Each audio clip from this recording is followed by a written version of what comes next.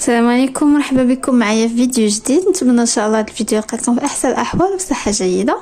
اليوم غادي نشارك معكم الغريبه البهله اللي كندير.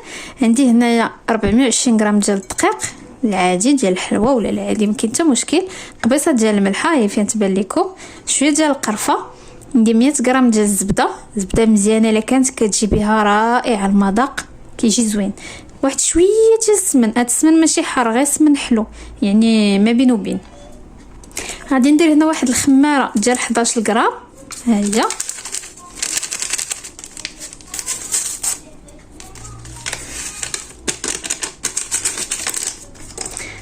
وغنزيد معاها شي شويه، غير شي شويه بقى لي، انا ما مكمله حتى غير باش ما تضيعش.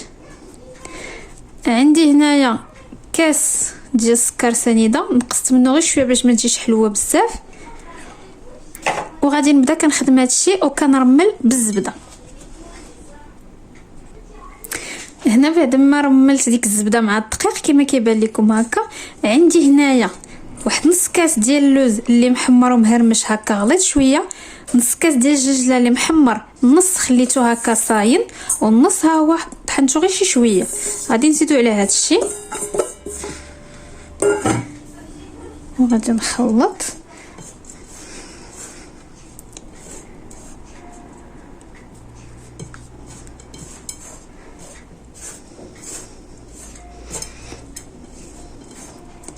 وهنايا غادي نبدا كنجمع بالزيت.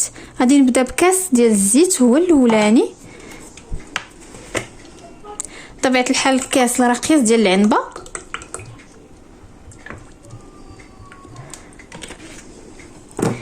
انا كنزيد وانا كنشوف، عيني ميزاني، انا كنعجن.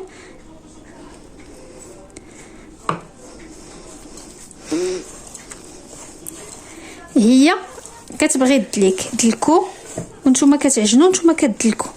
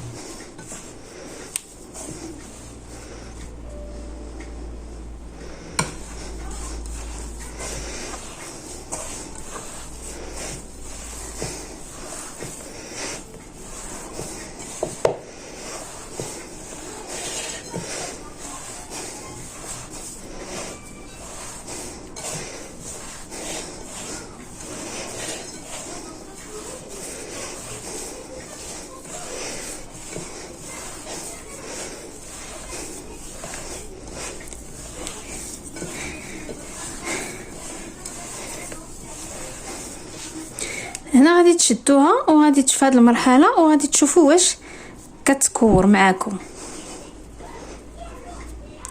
صافي، دابا ملي شتا كتكور غادي ناخذ حكاكه وغادي نحكها في الحكاكه الغليظه. هادي هنا في الحكاكه الغليظه غادي نبقى كناخذ.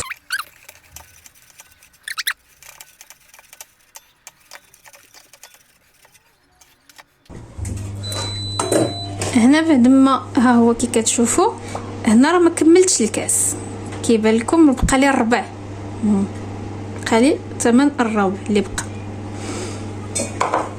غادي نبدا دابا كناخذ كويره ديالي. نتوما واش كتبغيوها صغيره ولا كبيره؟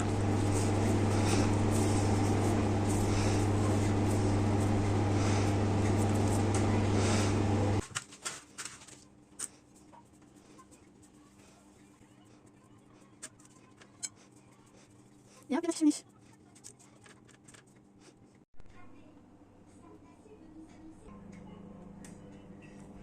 بعد ما كملت كوار ديال الغريبه البهله ديالي، هنايا الفران لاستيوس ديالو كتسخنوه على اقصى درجات حراره من قبل.